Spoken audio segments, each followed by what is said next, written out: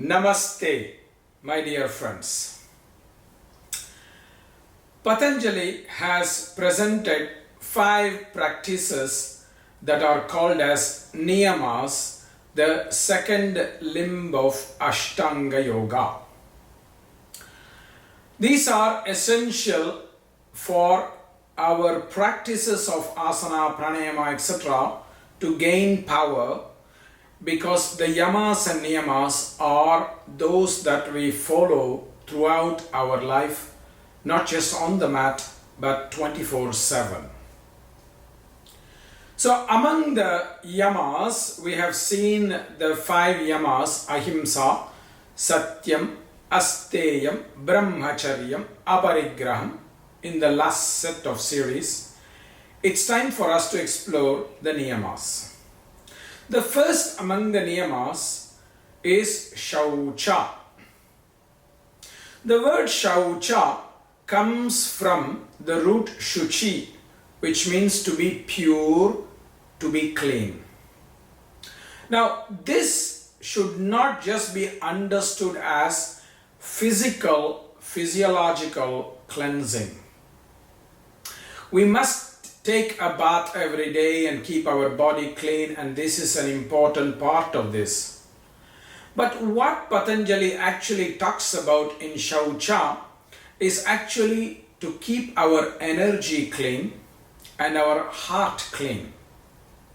That's why in the Niyama Sauca, Patanjali spends 2 sutras, one on the external cleanliness, what is called Bhakya Shuchi, and one that is called the internal cleanliness, the Antashuchi, the cleanliness or the purification of our thoughts, our intentions, and most importantly our feelings. The concept of Shuchi is not just a literal cleaning, but more in terms of a karmic cleansing.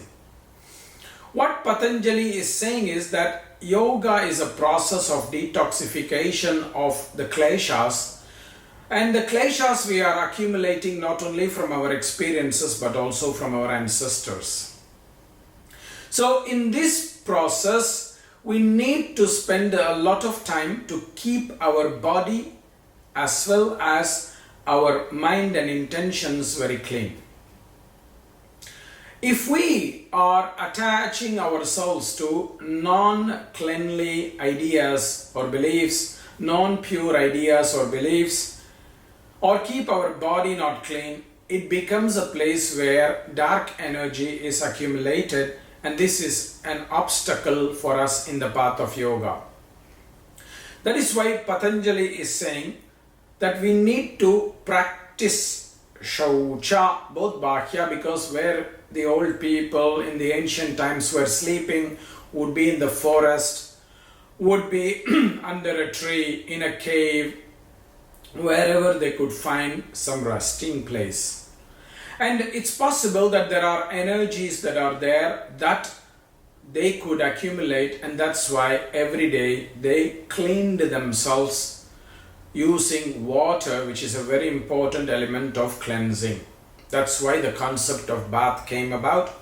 And if they could not find water, they would use mantras to cleanse themselves, what is called mantrika snana.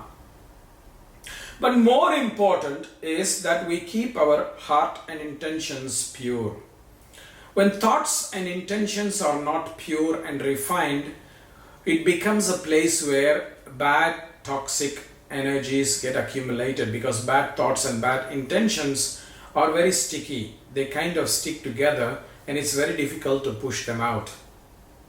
That is why Patanjali is talking about both external cleanliness and internal cleanliness, because we only have one instrument of the body to function. When you take a vessel to cook, you cook one day something, and the next day you use the same vessel to cook something else.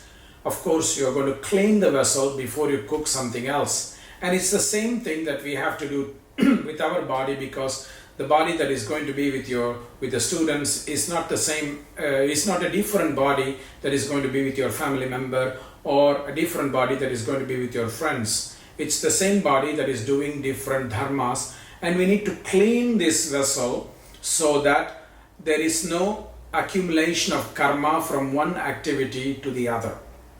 There is no accumulation of karma or in the mind and emotions of one activity to the other.